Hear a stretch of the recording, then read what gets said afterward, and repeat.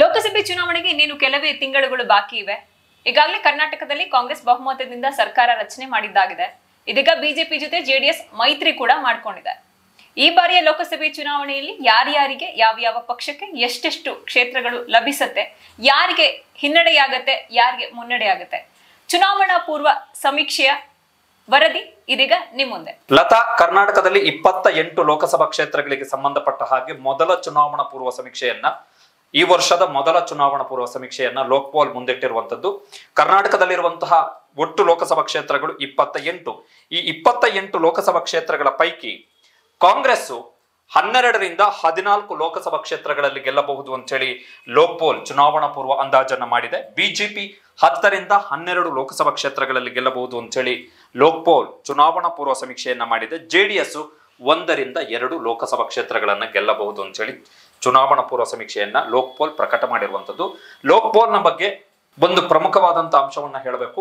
2023ರ ವಿಧಾನಸಭಾ ಚುನಾವಣೆಯ ಸಂದರ್ಭದಲ್ಲಿ ಅತ್ಯಂತ ನಿಖರವಾಗಿ ಚುನಾವಣಾ ಪೂರ್ವ ಸಮೀಕ್ಷೆಯನ್ನ ಮಾಡಿದಂತಹ ಮತ್ತೆ ಚುನಾವಣೋತ್ತರ ಸಮೀಕ್ಷೆ ಎರಡನ್ನೂ ಕೂಡ ಮಾಡಿದಂತಹ ಸಂಸ್ಥೆ ಅದು ಲೋಕ್ಪಾಲ್. ಬಿಜೆಪಿಯವರು ಲೋಕ್ಪಾಲ್ ವಿಧಾನಸಭಾ ಚುನಾವಣೆಯ ಸಂದರ್ಭದಲ್ಲಿ ಮಾಡಿದಂತಹ ಸಮೀಕ್ಷೆಯನ್ನ ಮುಂದಿಟ್ಕೊಂಡು ಟ್ರೋಲ್ ಅನ್ನ ಮಾಡಿದ್ರು, ಇದು ಕಾಂಗ್ರೆಸ್ನ ಏಜೆನ್ಸಿ ಅಂತೇಳಿ. ಬಟ್ ಲೋಕ್ಪಾಲ್ ಏನು ಅಂದಾಜನ್ನು ಮಾಡಿತ್ತು ಅದೇ ನಂಬರ್ಗೆ ಕರ್ನಾಟಕದಲ್ಲಿ ವಿಧಾನಸಭಾ ಚುನಾವಣೆಯ ಫಲಿತಾಂಶ ಬಂದಿತ್ತು.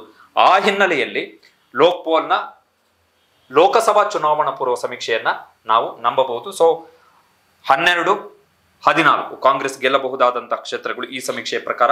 ಬಿಜೆಪಿ 10ರಿಂದ 12, ಜೆಡಿಎಸ್ 1ರಿಂದ 2. ಇನ್ನು ಕರ್ನಾಟಕ ರಾಜ್ಯದಲ್ಲಿ ಕಾಂಗ್ರೆಸ್, ಬಿಜೆಪಿ ಹಾಗೆ ಜೆಡಿಎಸ್ ಪಡ್ಕೊಂಡಿದ್ದಂತಹ ಕ್ಷೇತ್ರಗಳೆಷ್ಟು? 2 ಅವಧಿಯ ಲೋಕಸಭೆ ಚುನಾವಣೆಯ ಫಲಿತಾಂಶಗಳನ್ನ ನೋಡೋದಾದ್ರೆ 2014ರಲ್ಲಿ ನಡೆದಂತಹ ಚುನಾವಣೆಯಲ್ಲಿ ಕಾಂಗ್ರೆಸ್ ಗೆದ್ಕೊಂಡಿದ್ದು 9 ಕ್ಷೇತ್ರ, ಹಾಗೆ ಬಿಜೆಪಿ 17 ಕ್ಷೇತ್ರ, ಹಾಗೆ ಜೆಡಿಎಸ್ 2 ಕ್ಷೇತ್ರಗಳನ್ನ ಗೆದ್ಕೊಂಡಿತ್ತು. ಇನ್ನು 2019ರ ಲೋಕಸಭೆ ಚುನಾವಣೆಯಲ್ಲಿ ಬಿಜೆಪಿ 25, ಕಾಂಗ್ರೆಸ್ 1, ಹಾಗೆ ಜೆಡಿಎಸ್ 1, ಹಾಗೆ ಪಕ್ಷೇತರ ಅದರ್ಸ್ 1 ಕ್ಷೇತ್ರವನ್ನ ಗೆದ್ಕೊಂಡಿದ್ರು. ಲತಾ, ನಾವು ಲೋಕ್ಪಾಲ್ ಚುನಾವಣಾ ಪೂರ್ವ ಸಮೀಕ್ಷೆಯ ಅಂಶವನ್ನ ಗಮನಿಸಿದ್ರೆ ಇಲ್ಲಿ ನೀವು 2 ಚುನಾವಣೆಯ ಲೆಕ್ಕಾಚಾರವನ್ನ ಹೇಳಿದ್ರಿ, 2014 ಮತ್ತು 2019ರ ಲೆಕ್ಕಾಚಾರ. ಲೋಕ್ಪಾಲ್ ಪ್ರಕಟ ಮಾಡಿರುವಂತಹ ಚುನಾವಣಾ ಪೂರ್ವ ಸಮೀಕ್ಷೆಯನ್ನ ಗಮನಕ್ಕೆ ತೆಗೆದುಕೊಂಡ್ರೆ 1999ರ ಬಳಿಕ ನಡೆದಂತಹ 4 ಲೋಕಸಭಾ ಚುನಾವಣೆಯ ಬಳಿಕ ಕಾಂಗ್ರೆಸ್ ಬಹುಶಃ ಅತಿ ಹೆಚ್ಚು ಕ್ಷೇತ್ರಗಳನ್ನ ಗೆಲ್ಲಬಹುದಾದಂತಹ ಚುನಾವಣೆ ಅಂದ್ರೆ ಇದೆ.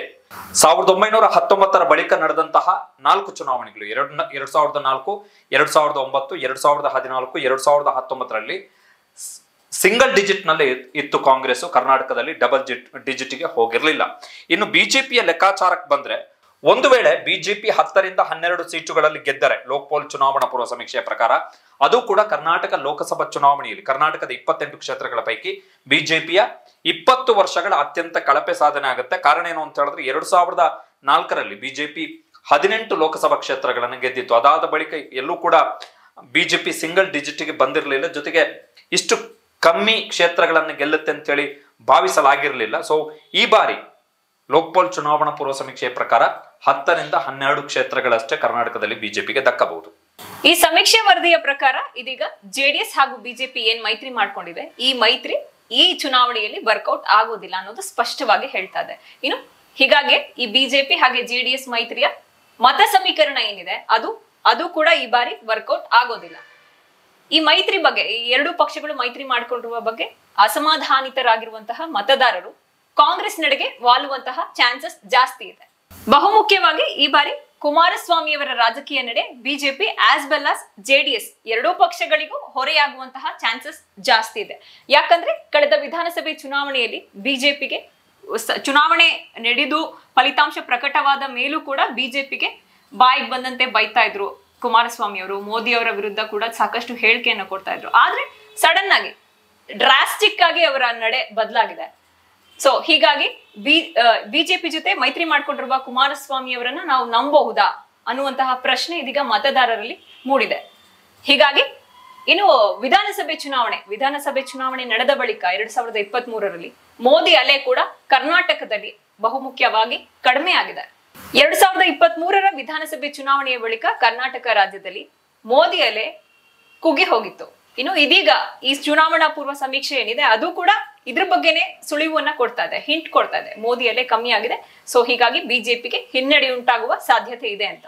ಸೊ ಲತಾ, ಇಲ್ಲಿ ಒಂದು ಅಂಶವನ್ನ ನಾವು ಗಮನಿಸಬೇಕು. ಏನು ಅಂದ್ರೆ 2019 ಮತ್ತೆ 2014 ಹಾಗೂ ಈಗಿನ ಚುನಾವಣಾ ಪೂರ್ವ ಸಮೀಕ್ಷೆಯಲ್ಲಿ ಬಿಜೆಪಿಗೆ ದೊಡ್ಡ ಮಟ್ಟದಲ್ಲಿ ಲಾಸ್ ಆಗ್ತಿದೆ. ಕಂಪ್ಯಾರಿಟಿವ್ಲಿ 2019 ಚುನಾವಣೆಯಲ್ಲಿ 25 ಸೀಟುಗಳನ್ನ ಬಿಜೆಪಿ ಗೆದ್ದಿತ್ತು. ಅಂದ್ರೆ ನಿಯರ್ಲಿ 10ರಿಂದ 13 ಸೀಟುಗಳು ಬಿಜೆಪಿಗೆ ಲಾಸ್ ಆಗ್ತಾ ಇದೆ. 15ರಿಂದ 13 ಸೀಟುಗಳು ಬಿಜೆಪಿಗೆ ಲಾಸ್ ಆಗುತ್ತೆ ಅಂತೇಳಿ ಈ ಚುನಾವಣಾ ಪೂರ್ವ ಸಮೀಕ್ಷೆ ಹೇಳಿರುವಂತದ್ದು.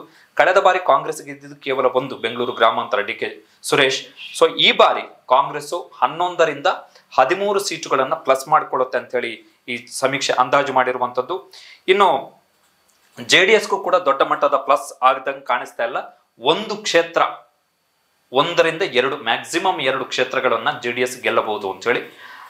ಲತಾ, ನೀವು ಕೊಟ್ಟಂತಹ ಪಾಯಿಂಟ್ಗಳಲ್ಲಿ 1-2-3 ಅಂಶವನ್ನ ಹೇಳಿದ್ರು. ಒಂದು ಅಂದ್ರೆ ಕುಮಾರಸ್ವಾಮಿ ಅವರ ರಾಜಕೀಯ ನಡೆ, ಜೊತೆಗೆ ಬಿಜೆಪಿ ಹಾಗೂ JDS ನ ಮೈತ್ರಿ ಅಷ್ಟು ಸುಲಭದಲ್ಲಿ ತಳಮಟ್ಟದಲ್ಲಿ ಮಿಲಿತಕ್ಕೆ, ಎರಡೂ ಕಾರ್ಯಕರ್ತರ ಮಿಲಿತಕ್ಕೆ ಪೂರಕವಾದಂತಹ ಸನ್ನಿವೇಶವನ್ನ ಇನ್ನೂ ಸೃಷ್ಟಿ ಮಾಡಿಲ್ಲ ಎನ್ನುವಂಥದ್ದು ಈ ಸಮೀಕ್ಷೆಯ ಅಂದಾಜು.